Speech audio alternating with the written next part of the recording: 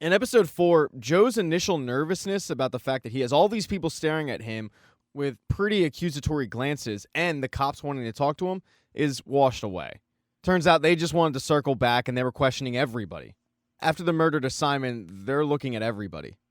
London now is dubbing this the kill the rich murderer.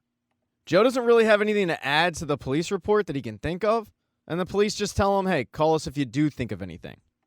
After Joe is questioned by the police, Phoebe pulls him aside and says, we're all going to a place called Hampsie, which is Phoebe's country house. They're trying to get away from it all. With a killer on the loose, they don't want to be the next victim, so they're all hunkering down in a house together. Adam's actually running away from two things, the killer and also creditors. He owes a lot of money to a lot of people, but he just figures that his dad will eventually bail him out, even though his dad said he won't. He's done. She invites Joe, and while he really doesn't want to go, he also needs to keep tabs on what's going on to try to figure out who is texting him. He knows it's one of these people, so he reluctantly heads to Hampsie. When he gets there, the place is gorgeous. It looks like a house out of Bridgerton, which there's a recap for that. I'll put the tab up. There's waitstaff, there's security, and there's also nosy people. Like Gemma, who walks right up to Joe and asks, is Phoebe actually shagging you, or are you just decorative? Also, is it true American men are better in bed? All of this takes Joe completely off guard. He doesn't quite know what to say. But after talking to Gemma for a couple of minutes, he's relatively certain that she's not the killer. She's just too dumb. Everybody then walks into the house, gets their room assignment, and Joe finds out that there is no service at this place. He starts thinking about it and realizes that this house is from another world. No security cameras, no service. It's kind of a killer's dream in a way. He then gets a visit from his next-door neighbor, who just so happens to be Kate. She tells him that the room that he's currently staying in isn't just assigned to anyone, so he must have done something right with Phoebe. She came, though, because she wanted to set some ground rules about the fact that they will not be hooking up this weekend. She says it, though, in a way that makes you think they absolutely will be hooking up that weekend. Kate leaves the room, and as Joe is sitting there contemplating his next move, somebody slides a note under the door for Joe to meet them in the portrait gallery. Joe thinks that this must be the murderer. He's come prepared. He's brought some piano wire just in case he does encounter this psychopath. But when he gets to the portrait room, he's pretty surprised because this place is an absolute sex den. That note wasn't given to him by a killer. That note was slid under his door by Phoebe, who is looking damn good and is ready for Joe to murder that ass. Joe, however, turns her down, and that really hurts Phoebe, but the way that Joe looks at it, Phoebe, you've already got somebody. You've got Adam. That was something that Phoebe was a little self-conscious of, so Joe takes it upon himself to reassure Phoebe that Adam really does care for her. He even brings up the fact that he was married once, but he lies to Phoebe, saying that even though this woman was his everything, he had other things on his mind, and that probably hurt her.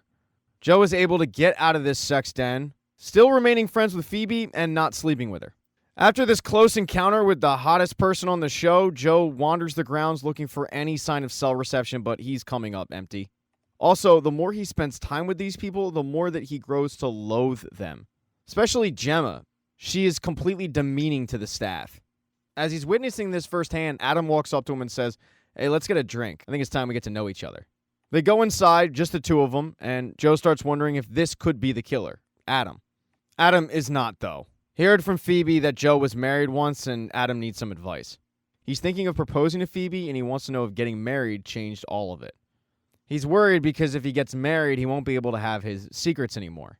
Through talking to him, though, Adam reveals that he's not really marrying for love. He'd be marrying because his life would get easier. Marrying Phoebe would finally give him the money that he needs to be a little bit more successful and not rely on his dad. Joe tries to give him advice, but Adam really doesn't listen to it all that much. At the end of the conversation, Adam thinks he has answers, but he doesn't. He does thank Joe for the therapy session, and Joe says, it's always nice to get out of the city. I do appreciate Phoebe inviting me. And Adam says, this wasn't Phoebe's idea, it was Rold's. Joe starts wondering why Rold would want him in attendance. The guy who is so eager to hunt and has a collection of knives, wanting him there, it's puzzling. Joe heads back to his room, but he inadvertently walks into a conversation with Kate and some security guards. She's ripping into these security guards, telling him that she doesn't care what his orders are, she wants them gone. When Kate sees that Joe was watching the conversation, she approaches him and says, I don't like spies.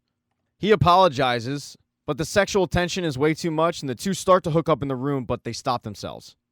Kate heads out, but Joe sees that she heads right into a conversation with Rold. The two are pretty damn flirtatious with each other. It's got Joe thinking that maybe Kate could be his in with Rold. He heads to her room after the two are done talking, and he asks, "Hey, you and Rold seem like you're friends. It also seems like he hates me. I was hoping you had some tips on how to change that." She explains that with Rold, when he meets new people, he tries to be the alpha, especially if it's people he deems less than worthy, aka broke. Joe points out that kind of fits Kate's description. She's not rich.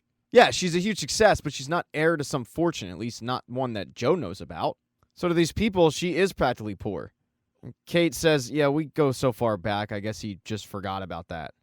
Joe leaves the room with a new theory. Rold loves Kate. Kate's with Malcolm. Malcolm winds up dead. Simon's behavior threatens Kate's career, so he kills Simon. All of the signs are now pointing to Rold. He can't just go on a theory, though. He needs concrete evidence.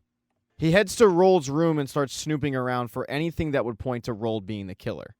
He looks around the room and he's coming up empty, so he decides to check Rold's camera. At first, it's nothing out of the ordinary, but then it's creepy upskirt shots of Kate. He doesn't understand why Rold would be the killer, be obsessed with Kate, but also threaten to kill her at the same time, unless it was an empty threat. He hears people coming upstairs, so he has to get out of the room, and it was a good idea because it's Rold and Kate. A couple hours later, Joe heads downstairs and joins everybody else for dinner. Gemma's behavior is horrible. Even Kate voices her displeasure with it. She tells Joe that Gemma was fine in college, but she just hasn't grown up since then. Kate gets up to excuse herself, and Rold chases after her. He asks her if she wants to hang out, but she says, no, my day's filled up. And Joe catches a sign of disgust from Rold. He's not happy about it. He also did not expect anyone to be looking at the conversation. So when Joe gets up, he invites him to go hunting the next day. Just the two of them to, quote, get to know each other better. When they do get out in the woods, it's an uncomfortable conversation. Rold is completely trying to alpha male Joe. He also gives a little bit of backstory on to Kate, the kid. Kate's mother slit her wrist over some guy, and Kate was sent off. Even at a young age, Kate seemed to have to be the mother. That's why she never shed a tear, and always seemed to look for the next disaster to save. But he's telling Joe all of this because he finishes it off by saying, yeah, at any rate, I've always looked out for her. And Malcolm was definitely not appropriate for a woman like her. He was a taker, and a liar, and a joke. There's a lot of malice in his voice as Rold is saying this. When Simon gets brought up in conversation, Rold goes off on him too, saying that Kate incorrectly thought he was a genius, but that was a black hole of energy. As Rold is talking, he's also slowly getting behind Joe, holding a gun. It seems like he might actually shoot Joe in the back until a gunshot goes off, and it's Kate, who decided to join them in the hunt, and might have just saved Joe's life. She instructs Joe to go up ahead. Her and Rold will catch up later. On the way back to the house, she rips into Rold for finding somebody new to bully. It sparks a bit of a fight between the two, with Kate reminding Rold that she is nothing like him. A little while later, everybody has to get ready for a fancy dinner.